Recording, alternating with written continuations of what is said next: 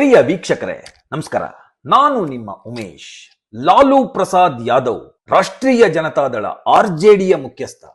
ಇತ್ತೀಚೆಗೆ ಯಾರೋ ಒಂದಷ್ಟು ಜನ ಮೀಡಿಯಾದವರು ದೆಹಲಿಯ ರೈಲ್ವೆ ನಿಲ್ದಾಣದಲ್ಲಿ ನಡೆದಂತಹ ಸ್ಟ್ಯಾಂಪೇಡ್ ಬಗ್ಗೆ ಒಂದು ಪ್ರತಿಕ್ರಿಯೆ ಕೊಡಿ ಅಂತ ಹೇಳಿ ಇವರು ಮುಂದೆ ಮೈಕ್ ಹಿಡಿತಾರೆ. ಇವರು ರೈಲ್ವೆ ನಿಲ್ದಾಣದಲ್ಲಿ ಏನಾಯ್ತು, ಅಲ್ಲಿ ಏನ್ ಅವಾಂತರ ಆಯ್ತು, ಏನ್ ಅವ್ಯವಸ್ಥೆ ಇತ್ತು, ಸಿಸ್ಟಮ್ ನಲ್ಲಿ ಏನು ಫ್ಲಾಸ್ಗಳಾಯ್ತು, ಸರ್ಕಾರ ಎಡುವುದೆಲ್ಲಿ, ರೈಲ್ವೆ ಇಲಾಖೆ ಎಡುವುದೆಲ್ಲಿ, ಇದನ್ನ ಹೇಳಬೇಕು ತಾನೆ. ಅದೆಲ್ಲವನ್ನ ಬಿಟ್ಬಿಟ್ರು.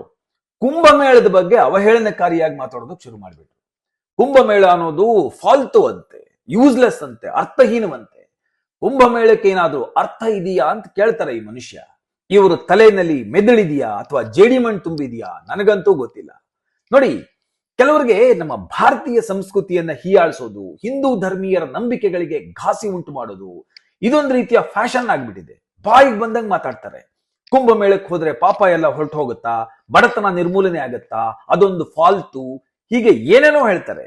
ಅರೆ, ಕುಂಭಮೇಳ ಅನ್ನೋದು ನಮ್ಮ ನಂಬಿಕೆ ಸ್ವಾಮಿ, ನಮ್ಮ ಶ್ರದ್ಧೆ, ನಮ್ಮ ಆಸ್ತೆ. ಅದು ಕುಂಭಮೇಳ ನಮ್ಮ ಅನೇಕ ತಲೆಮಾರಿನ ಆಧ್ಯಾತ್ಮಿಕ, ಸಾಂಸ್ಕೃತಿಕ, ಆರ್ಥಿಕ ಮತ್ತು ಸಾಮಾಜಿಕ ಪರಂಪರೆಯ ಪ್ರತೀಕ. ಅದು ಅದನ್ನ ತಾತ್ಸಾರದಿಂದ ನೋಡೋದು, ತಿರಸ್ಕಾರದಿಂದ ನೋಡೋದು ಭಾರತೀಯ ದಿವ್ಯ ಭವ್ಯ ಪರಂಪರೆಯನ್ನ ಅವಮಾನ ಮಾಡಿದ ಹಾಗೆ. ಹಾಗೆ ನೋಡಿದ್ರೆ ಇವ್ರುಗಳಿಗೆ ಕುಂಭಮೇಳದ ಬಗ್ಗೆ ಕನಿಷ್ಠ ಜ್ಞಾನವೂ ಇರ್ಲಿಕ್ಕಿಲ್ಲ. ನೋಡಿ, ಕುಂಭಮೇಳ ಅನ್ನೋದು ಕೇವಲ ನಮಗೆ ಧಾರ್ಮಿಕ ಆಚರಣೆ ಮಾತ್ರ ಅಲ್ಲ, ಅದು ಜಾಗತಿಕವಾಗಿ ಮಾನ್ಯತೆ ಪಡೆದಿರುವಂತಹ ಒಂದು ಪರಂಪರೆ. ಯುನೆಸ್ಕೋ ಈ ಮಹಾ ಉತ್ಸವವನ್ನ intangible cultural heritage of humanity ಅಂದ್ರೆ ಮಾನವತೆಯ ಅಮೂರ್ತ ಸಾಂಸ್ಕೃತಿಕ ಪರಂಪರೆ ಅಂತ ಕರೆದು ಅದಕ್ಕೆ ಮಾನ್ಯತೆಯನ್ನು ಕೊಟ್ಟಿದೆ.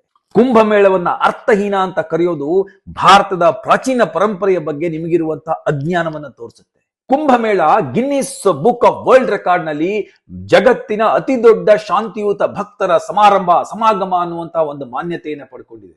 ಈ ಬಾರಿಯ ಪ್ರಯಾಗ್ರಾಜ್ನ ಕುಂಭಮೇಳದಲ್ಲಿ 53 ಕೋಟಿ ಜನ ಭಾಗವಹಿಸಿದ್ದಾರೆ. ಒಲಿಂಪಿಕ್ಸ್ ಅಥವಾ ಫಿಫಾ ವರ್ಲ್ಡ್ ಕಪ್ ನಂತಹ ಕಾರ್ಯಕ್ರಮಗಳಿಗೆ ಕೇವಲ ಬೆರಳೆಣಿಕೆಯಷ್ಟು ಕೋಟಿ ಜನ ಮಾತ್ರ ಬಂದು ಸೇರ್ತಾರೆ. ನಮ್ಮಲ್ಲಿ 53 ಕೋಟಿ ಜನ ಭಾಗವಹಿಸಿದ್ದಾರೆ. ಅನ್ಇಮ್ಯಾಜಿನಬಲ್. ಕುಂಭಮೇಳದ ಉಲ್ಲೇಖಗಳು ಋಗ್ವೇದ, ಮಹಾಭಾರತ, ಪುರಾಣಗಳಲ್ಲಿ ಸಿಗುತ್ತೆ ನಿಮಗೆ. ಸಮುದ್ರ ಮಂಥನ ಕಥೆ ಜೊತೆನಲ್ಲಿ ನೇರವಾಗಿ ಕುಂಭಮೇಳ ಸಂಬಂಧವನ್ನ ಹೊಂದಿದೆ. ಧರ್ಮ ಮತ್ತು ಅಧರ್ಮದ ನಡುವಿನ ಹೋರಾಟವನ್ನ ಈ ಒಂದು ಕುಂಭಮೇಳ ಪ್ರತಿಬಿಂಬಿಸ್ತಾ ಇದೆ. ನೀವು ಇದನ್ನ ಫಾಲ್ತು ಅಂತ ಕರಿತೀರಿ, ಲಕ್ಷಾಂತರ ಹಿಂದೂಗಳ ನಂಬಿಕೆಯನ್ನ ಅವಮಾನ ಮಾಡ್ತೀರಿ. Shame on you. ಕುಂಭಮೇಳದಲ್ಲಿ ಭಾರತದ ಅಗ್ರಗಣ್ಯ ಸಾಧು ಸಂತರು, ಯೋಗಿಗಳು, ತತ್ವಜ್ಞಾನಿಗಳು, ಧರ್ಮಗುರುಗಳು ಬಂದು ಸೇರ್ತಾರೆ. ಆದಿ ಶಂಕರಾಚಾರ್ಯರು, ಸ್ವಾಮಿ ವಿವೇಕಾನಂದರು, ಪರಮಹಂಸ ಯೋಗಾನಂದರಂತಹ ಸಂತರು ಕುಂಭಮೇಳದ ಆಧ್ಯಾತ್ಮಿಕ ಮಹತ್ವವನ್ನ ಒತ್ತಿ ಹೇಳಿದ್ದಾರೆ. ಸಾವಿರಾರು ವರ್ಷಗಳಿಂದ ಜ್ಞಾನದ ಬಗ್ಗೆ, ತತ್ವದ ಬಗ್ಗೆ, ತತ್ವಶಾಸ್ತ್ರದ ಬಗ್ಗೆ, ಧರ್ಮದ ಬಗ್ಗೆ ಚರ್ಚೆ ನಡೆಯುವಂತ ಒಂದು ಅಪೂರ್ವವಾದ ವೇದಿಕೆ ಇದು. ಇನ್ನು ಕುಂಭಮೇಳ ಭಾರತದ ಆರ್ಥಿಕತೆಗೆ ಯಾವ ರೀತಿಯಲ್ಲಿ ಸಹಾಯ ಮಾಡ್ತಾ ಇದೆ ಅಂತ ನೋಡಿ. 2025 ಕುಂಭಮೇಳ 2.5 ಲಕ್ಷ ಕೋಟಿ ಇನ್ಕಮ್ ಅನ್ನ ದೇಶಕ್ಕೆ ತಂದುಕೊಟ್ಟಿದೆ. This is equivalent to 1% of our GDP. 10 ಲಕ್ಷಕ್ಕೂ ಹೆಚ್ಚು ಜನರಿಗೆ ಅಲ್ಲಿ ಉದ್ಯೋಗ ಸಿಕ್ಕಿದೆ. ಈ ಮಹಾ ಉತ್ಸವ ಅಷ್ಟು ಜನರ ಹೊಟ್ಟೆಯನ್ನ ತುಂಬಿಸ್ತಾ ಇದೆ. ಕುಂಭಮೇಳದಲ್ಲಿ ಜನಗಳನ್ನ ಹೇಗೆ ಮ್ಯಾನೇಜ್ ಮಾಡ್ತಾರೆ, ಸಂಚಾರದ ವ್ಯವಸ್ಥೆ ಹೇಗಿರುತ್ತೆ, ನದಿ ನಿರ್ವಹಣೆ ಹೇಗೆ ಮಾಡ್ತಾರೆ ಅನ್ನೋದು ಜಗತ್ತಿಗೆ ಮಾದರಿಯಾಗಿದೆ. ಇವತ್ತು ಹಾರ್ವರ್ಡ್ ವಿಶ್ವವಿದ್ಯಾನಿಲಯ, ನಾಸಾ ಇದನ್ನ ತನ್ನ ಪಠ್ಯದ ಭಾಗವಾಗಿ ಅಧ್ಯಯನ ಮಾಡ್ತಾ ಇದೆ. ಸ್ವಾಮಿ ವಿವೇಕಾನಂದರು ಕುಂಭಮೇಳಕ್ಕೆ ಭೇಟಿ ಮಾಡಿದ ನಂತರ ಅವ್ರು ಹೇಳ್ತಾರೆ, here is the living faith of India, here lies the strength that has carried our civilisation for thousands of years ಅಂತ ಹೇಳಿ. ಭಾರತದ ನಿಜವಾದ ಧಾರ್ಮಿಕ ಶಕ್ತಿ ಕುಂಭಮೇಳದಲ್ಲಿದೆ ಅಂತ ಹೇಳ್ತಾರೆ ಅವರು. ಪಾಶ್ಚಾತ್ಯ ವಿಜ್ಞಾನಿಗಳು ಕಾರ್ಲ್ ಜಂಗ್ ಇರ್ಬೋದು, ಮಾರ್ಕ್ ಟ್ವೈನ್ ಇರ್ಬೋದು, ಈ ಕುಂಭಮೇಳದ ಮಹತ್ವವನ್ನ ತುಂಬಾ ಚೆನ್ನಾಗಿ ಪ್ರಶಂಸೆ ಮಾಡಿದ್ದಾರೆ. ಈ ಮಹಾ ಉತ್ಸವವನ್ನ ನೀವು ಫಾಲ್ತು ಅಂತ ಹೇಳ್ತೀರಿ. ಆ ಫಾಲ್ತು ಅಂತ ಹೇಳೋ ಮೂಲಕ ಇಂತಹ ಮಹಾನ್ ತತ್ವಜ್ಞಾನಿಗಳ ಚಿಂತನೆಗೆ ನೀವು ಅವಮಾನ ಮಾಡ್ತಾ ಇದ್ದೀರಿ. ನೋಡಿ, ಇಲ್ಲಿ ಎಲ್ಲ ವರ್ಗ, ಜಾತಿ, ಮತ, ಧರ್ಮ, ಪಂಥದ ಜನ ಒಟ್ಟಿಗೆ ಸೇರ್ತಾರೆ. Greatest examples of unity in diversity. Naga ಸಾಧುಗಳು, ವೈರಾಗಿಗಳು, ಶೈವ ಮತ್ತು ವೈಶವ ಪರಂಪರೆಗೆ ಸೇರಿದಂತಹ ಎಲ್ಲ ಜನ ಒಂದೇ ವೇದಿಕೆಗಳಲ್ಲಿ ಬಂದು ನಿಲ್ತಾರೆ.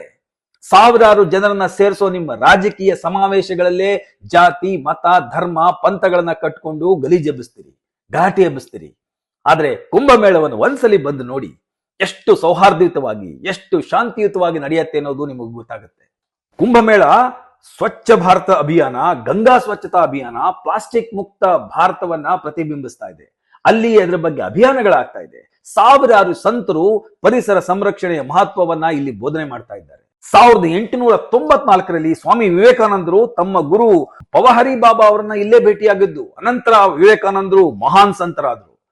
1915ರಲ್ಲಿ ಮಹಾತ್ಮ ಗಾಂಧೀಜಿಯವರು ಕುಂಭಮೇಳಕ್ಕೆ ಭಾಗವಹಿಸಿ ಜನಪರ ಸಂಗ್ರಾಮದ ಶಕ್ತಿ ಏನು ಅನ್ನೋದನ್ನ ಇಲ್ಲಿ ಬಂದು ಅರ್ಥ ಮಾಡ್ಕೊಂಡು ಹೋದ್ರು. ಭಾರತೀಯ ಸ್ವತಂತ್ರ ಚಳುವಳಿಯ ಎಷ್ಟು ಸಭೆಗಳು ಇಲ್ಲಿ ನಡೆದಿದೆ ಗೊತ್ತಾ?